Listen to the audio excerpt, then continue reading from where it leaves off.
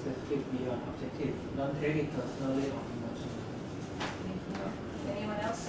I think not judging as well, right? Yeah. Because this is a reaction, so you don't want to label or judge just this emotion with the person so much. So you just want to take that instance and separate it out from the person. Actually, Dave brought out an interesting point when we were discussing switch off. There is about like why this person's reacting that way. So that will help us to prepare what kind of reactions he will show, and then why. So probably maybe not at that moment, but before that, to know before we deliver to the message. Preparation. Yes, the preparation part. Yes, so going back to what we did earlier in the session, that preparation and thinking about, well, not lethally projecting what might happen, Yeah. just preparing for the conversation. Because how we deal with it could be different if we know why they're gonna react at this message, right? Maybe some of them probably we all have like present on the data, facts and everything. But if the root cause is there's a mistrust between the giver and the recipients, presenting all the data may not be the best options. Maybe you need to work on your relationship first. Thank you. If I can just add, a lot of times when you are delivering this message, you are just consumed in yourself, right? It's also important to be sensitive to the other person. Maybe you are ready completely to have that conversation, but maybe even if it's something like a switch off or a defensive where there's no visible active aggression, but there is something going on within. So it's also important to respect that and give the choice to the other person as well, that do you want to still continue to have this conversation now or do you need time? Many a managers and many a times we want to say it and get done with it, so you are always in that mode. And thank you for that reflection and thinking about what we were discussing earlier about your own experiences of challenging messages, Yes. how the person handles it. So if they just want to do it and get out of there, that's going to create a worse situation. But if you take the time and think about what they might want to experience, it can set you up for better success. So that was 3 potential reactions that we looked at. If you have a look in your work, in your handouts, there's also several others that you might encounter. So you can take the time to read through those, and if you do have your own situation to prepare for, look for tips here as well.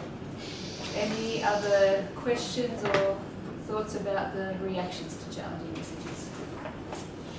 I was thinking about another mention sometimes it's good to give some time for the recipients to digest it. But certainly when sometimes there are situations that the time is really fast. Maybe the closest examples is if someone is having an integrity or compliance issues and we need to set them off. It's the time now we cannot really say, okay, let's have this conversation again tomorrow. It has to be like today is out. So how do we deal with that situations? Any suggestions of how we could deal with that? Anyone experience something like that? I mean, when you have like a sexual harassment situation, for example, we have had those instances when you have to deliver this very strong message, and you know the outcome is final, but we can still be respectful about the recipient's emotion. So we have had instances when you know you want it done in the day, but you are not in a hurry. So you still say that, okay, we want a break, we want to go have a, alone time, have a drink of water, come back. So you give some time for, depending on how the person is feeling. And it can still happen in the same day, but you just don't make the person feel rushed that I want to just get done with this and run away, but you respect the emotion and the... We could still play with that a bit. Because these kind of situations can bring an outburst. This can definitely get in. So we need to think and handle it very carefully. Yeah, it's very depending on that individual's condition or the presence he has brought in at that time or she has brought in at that time. Thank you.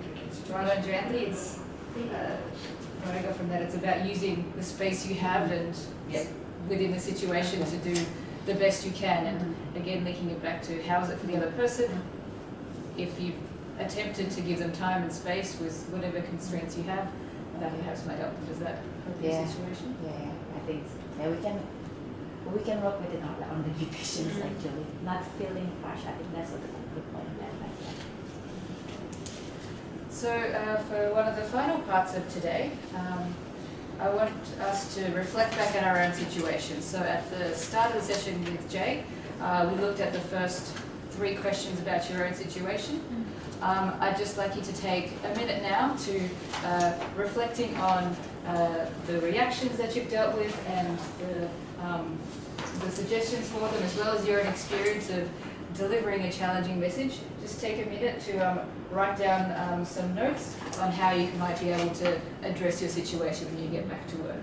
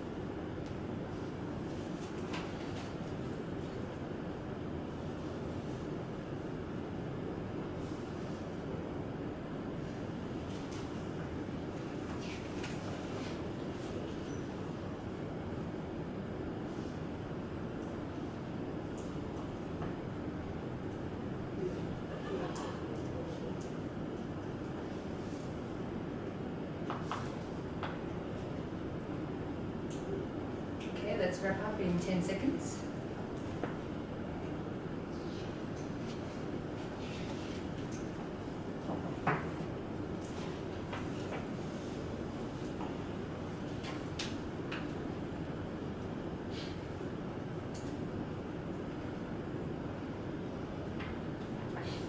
Alright, so now we've come to nearly the end of the workout, but before we wrap up, let's have a look at some tips for success.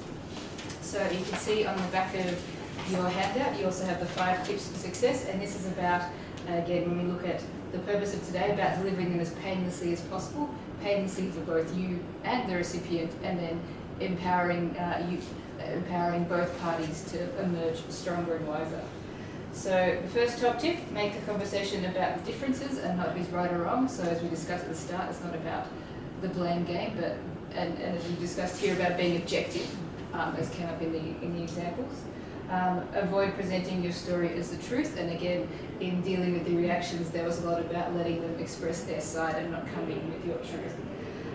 Let go of how others might react, so we looked at that lethal projection. You can only prepare and try and think about their situation and do what you can, and give the headline up front. So when we were talking about scenarios earlier on about whether you should, lead in directly and perhaps which situations that might play into. So I think, Tsukasa, you were talking about that sometimes if it's a performance discussion, you'd be more tempted to perhaps say something good first, try and be direct so they don't miss the key message and don't get the feedback they need, and then prepare for the reaction. So as we saw here, think about what's the worst that might happen, and remember that it's the worst that might happen, not that will happen as well. It's not always going to be so bad, but by preparing, you're more likely to get that better outcome. So before we finish up today, I'd like everyone to stand up.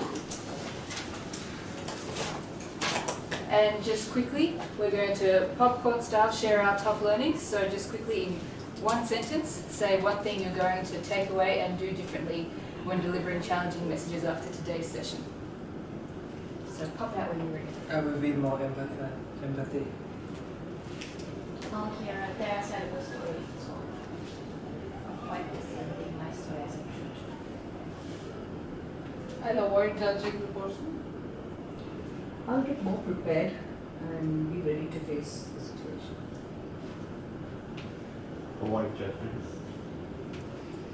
I don't feel my judgment as a truth. take a seat and you can please fill in your feedback cards. They are confidential and anonymous, so please fill out the workout. My name is Hannah, it's been Challenging Messages and it's the 12th of April. And please, if you want to receive more information from my gym, rip off the bottom and put the feedback cards separately. So thank you, and I hope you enjoyed today's session and feel empowered to deliver better challenging messages. Thank you. Thank you.